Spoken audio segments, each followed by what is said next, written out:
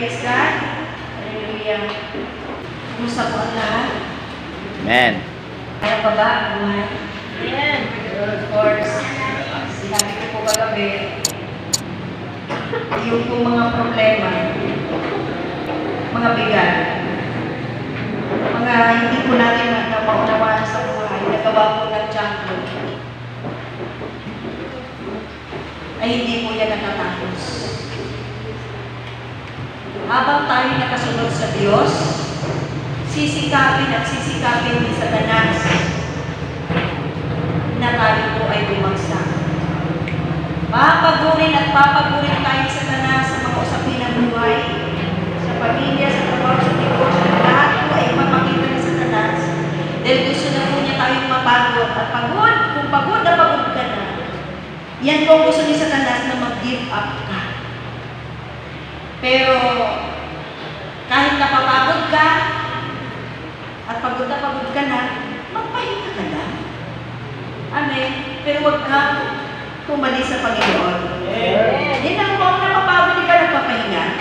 Magpahinga lang, pero huwag tumali sa Panginoon. Amen. Dahil sinabi ko, lagi ko sinasabi na hindi matatapos siya dahil buhay ang diablo. Amen. Buhay ang diablo. Life is a war. Nalaman mo ba natin yun? Ang buhay ay pakikipagbaka, pakikipaglabanan. At yung tumigil sa pakikipaglaban, talunan po yun, hindi po yung papasok ng langit.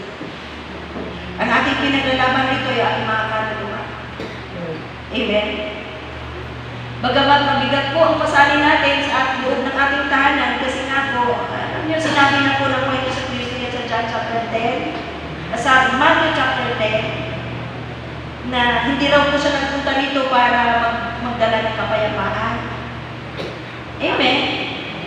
So, hindi po siya nagpunta para magdala ng kapayapaan.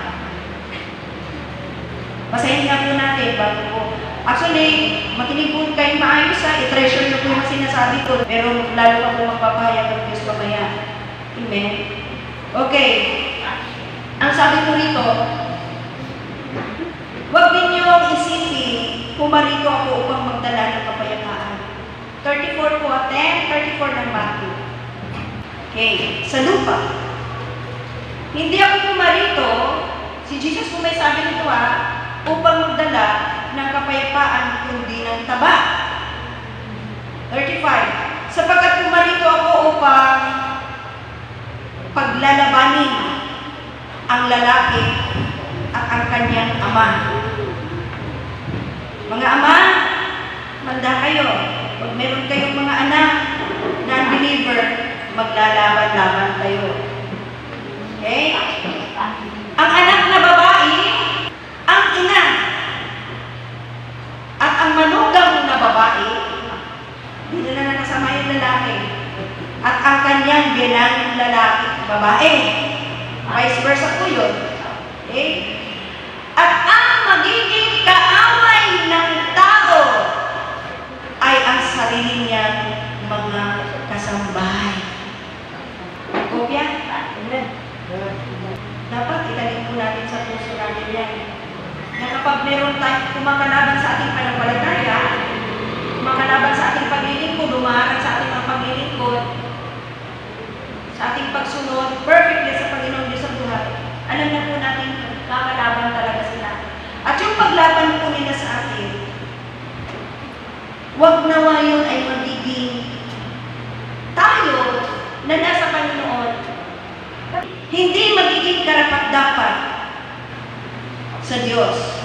Dahil alam niyo po ba, kapag sobrang bigat na tayo sa pamilya natin, hindi na po sa pamilya, sa trabaho, sa negosyo, sobrang bigat na, susuko ka na, ibig sabihin noon, mas minahal mo sila.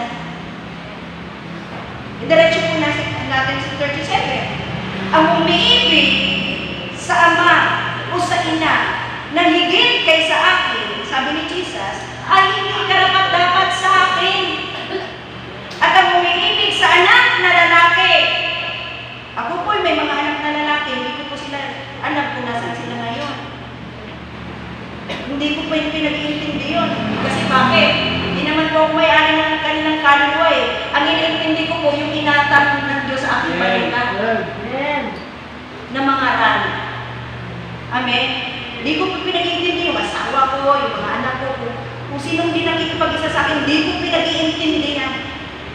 Dahil di naman nila ako nanawaan at merong pinapaintindi sa akin ng Panginoong Diyos. Eh, ang Diyos ang nag-utos sa akin, hindi naman po sila eh. Para i-cancel po yung aking paglilingkod. Amen?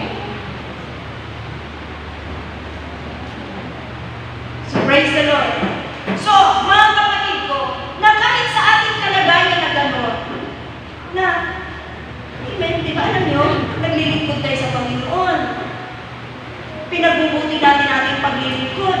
Pero, parang meron tayong hinihilang bagay sa napakabigat. Ang ating pamilya, amin po ba? Ngayon, parang hindi ka mabibigatan at masaya ka naglilingkod, iwan mo sila sa Diyos. Iwan mo sila sa Diyos. Yung inatang na obligasyon ng Diyos, yun yung intindihin mo. Amen? Amen po ba? Lahat ng pamabigat sa buhay mo habang nakasunod ka sa Diyos, dapat lahat ng bigat na yun, i-lay down mo sa Lord lahat. Napakahirap maglingkod, sumunod sa Panginoon, na habang may bigat kang dala-dala. Eh bakit may Diyos naman? Una, isipin po natin, hindi po tayo ang may-ari ng kaluluwa nila. Kung concern tayo sa kanila, mas concern ang Diyos sa kanila. Kasi ang Diyos po ang lumikha sa kanila. Amen po ba? At mapayapa, malaya kang maglingkod sa Panginoon. Amen po ba? Ano po ba natin? Huwag natin ganyan na yung ating mga member of the family na sa pag-intindi po natin sa kanila, hindi lang po nagpabigat sila. Pag-intindi natin sa kanilang mga pangailangan. Amen po ba? Pagkakanin sila, amen po ba? Magkaroon sila magandang kinabukasan. Huwag nawa po silang magiging hadlang na tayo pong mga tinawag ng Diyos na magiging hindi tayo karapat-dapat sa Diyos. Amen. Kailangan pagdating sa Panginoon, pilian dito. Amen po ba? Marami na pong bumibigay sa Panginoon. Marami na po umaalis. Pero kalabitin yung katabi ko, hindi ka kasama ko. Huwag kang sumama. Magtagumpay ka. Amen? Church, lahat ng bigat, lahat ng usapin ng buhay, kahit hindi pamilya, negosyo, trabaho, kahit bigat sa church, leave them all to God. May Diyos. At habang naglilingkod ka, pumayapa ka. Amen? Dahil mahirap maglingkod, dahil walang kapayapaan, bibigay ka. Amen? At i-treasure natin yung sinabi ni Jesus Christ bago po siya umakyat sa langit, my peace I gave unto you. It's the peace that the world cannot give. It's the peace that the world cannot understand. Pati po yung sa liputan, hindi tayo maunawaan yung binigay ng Diyos sa ating kapayapaan. Amen? Kahit magulo ang ating tahanan, binibigyan tayo ni Jesus Christ bago umakyat ng langit. At ito po sa lahat ng manampalataya. Amen po ba? Ang salita ng Diyos ay para sa lahat ng manampalataya. Amen? At kung sinabi ni Jesus Christ, my peace I give unto you.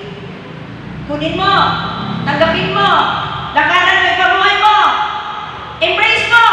Kailangan mabuhay ka araw at gabi na mapayapa. Sa kabila po maraming tsunami, hangin, maraming bigat, di mo maintindihan. Amen. Di mo maintindihan. Ano ba yung Lord? Sumusunod naman ako sa'yo, bakit ganito? Hindi na ako makatulog. Hulapay sa luha ng buhay. Sa bigat ng kanila ko, bakit ganun sila? Bakit ganito nangyayari? Sa trabaho ko, sa negosyo ko, sa bakit ganito? Alam nyo, kung bakit ganyan? Kasi si Satanas yan. Pag intindihin mo yan, bibigay ka, ay masaya si Satanas. Yan lang pala, akin ang kaluluwa ko. Amen po ba? Walang bibigay, walang aalis, manatili sa Panginoon, tuloy ang laban. Amen po ba? No retreat tayo sa Panginoon, no surrender. Amen po ba? Amen. Ang sundalo, sugatan. Ay lalo. Kumatama at kumalaban. Sugatan ka na, marami ka ng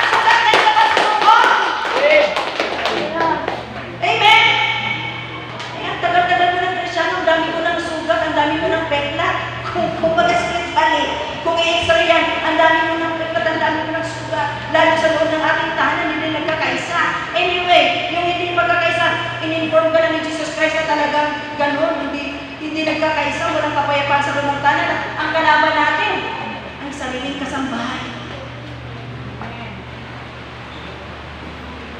Anong gagawin sa mga kalaban? Mahalin. Ang ibig sabihin ng kalaban, kaaway. Ang ibig sabihin ng kaaway, hindi mo siya kasundo. Hindi ibig sabihin nagpupuntahan kayo ng nagpupurahan. Hindi kayo kasundo sa mga desisyon, sa mga pangarap, sa mga usapin, sa lahat ng mga isyo. Hindi kayo nagkakasundo. Kalaban ang tawag doon.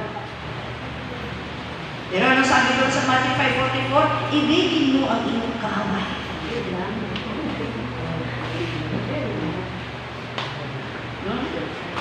Gusto ng Diyos, ibigin mo yung kaaway mo. Bakit? Ayaw kasi ng Diyos magkasala ka. At ayaw ng Diyos, meron kang galit kung tapoy na nakit kasi ayaw ng Diyos magkaroon ka ng sakit sa puso. Lahat ng galit ko tapoy na nakit, galing sa diablo yan para magkaroon ka ng sakit sa puso para habang naglilingkod ka, habang nabubuhay ka, masakit ang puso mo, lumalaki ang puso mo. Amen? Lahat yan. Huwag mo hayaan maghari yan sa puso mo. Yung lahat ng yan, galit ko tapoy na nakit, sama ng loob, huwag mo hayaan na maghari yan sa puso mo. Palitan mo ng pag-ibig. Amen. Bakit sila kailangan umibig? Bakit kailangan sila ibigin? Ayaw ng Diyos na ma-stress ka. Amen? Amen. Napakagaan lang mabuhay. Huwag mong pag-intindihin. Mabuhay ka lang sa salita ng Diyos. Yun na yun. Doon ka lang. Amen. Amen? Amen. Kaya pala ayaw ng Diyos na ibigin ang kaaway, mga kalaban, kahit sino pa yan. Kasi ayaw na, gusto ng Diyos kasi i-enjoy mo yung salvation na regalo niya sa'yo. Amen? Gusto ng Diyos na araw at gabi, mag-aanak mo at masaya ka dahil ikaw ay ligtas na. Napakalaking si Lord. Ang daming nagpapabigat, pero lahat ng bigat na yan, bigay mo, bahala si Lord sa'yo. Bahala si Lord sa'yo. Amen? Alam mo natin, ikaw ay pinili ng Diyos. Lingkod ka ng Diyos. Amen po ba? Lahat ng pabor ng langit ay para sa iyo. Ay sabi ng Lord, dadami pera ko kasi pabor. Oh, of course, isa po yan, dadami pera mo. Masasaganahin ka ng Lord para marami kang i-offering, marami kang itulong sa kapwa mo. Hindi masagana ka ng Lord para itulong sa kapwa mo na kailangan at lalo higit sa lahat sa church. Amen. Amen po ba? Para marami mga kaluluwas. Amen? Kagaya niyan, mag-mission kami ng Mindanao sa May. Saan magagaling yung pumasay? Wala naman akong trabaho. Saan? Sa ating offering. Amen. Paano kung makakapunta rito kung doon kung hindi kayo mag-offering? May ano ba, sasakay kami ng mga bador sa balyena. Sasakay kami ng mga bador sa balyena. Isa kami ng mga bador. Si yung mga bador sa kabayan. Amen! So napakalaga po na puri na pari ang Diyos sa bahay ko. Napakalaga po na ano po may electric pa? Kaya sa iyo.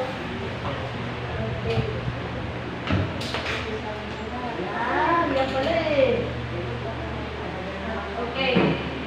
So praise the Lord. Mga kapatid, habang eto bago po ako mag-step down, habang tayo nabubuhay, hindi titigil ang problema. Hindi titigil ang bigat.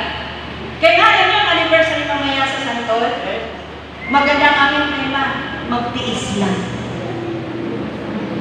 Magtiis lang. Okay? Mamaya alas 3 po, nandun po kami, mag-anniversary, magtiis lang. At maraming kapahayagan ng vision na talaga mai-encourage ang taga-Santol. At loobin ng Lord, may-aral ko rin nandito. Amen, magtiis lang. Amen?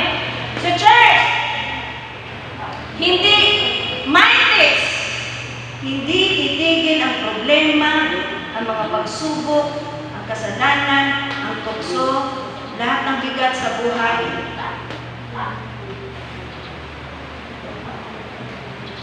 Dahil buhay si Satanas. At dahil buhay si Satanas, kailangan po natin ang Diyos. Amen. May wawalang alisan sa Panginoon, tuloy ang laban. We will fight a good fight of faith. No retreat, no surrender. We are born in the Spirit to win all the fights of this life in the name of Jesus. Amen. Amen. Si Jesus po na sa atin ay mas makapangyarihan kaysa espiritu ng sanlibutan ito. Mas powerful tayo. Kaya kung powerful ka, lahat kakayanin mo. Makapangyarihan ka eh. Amen? Powerful ka.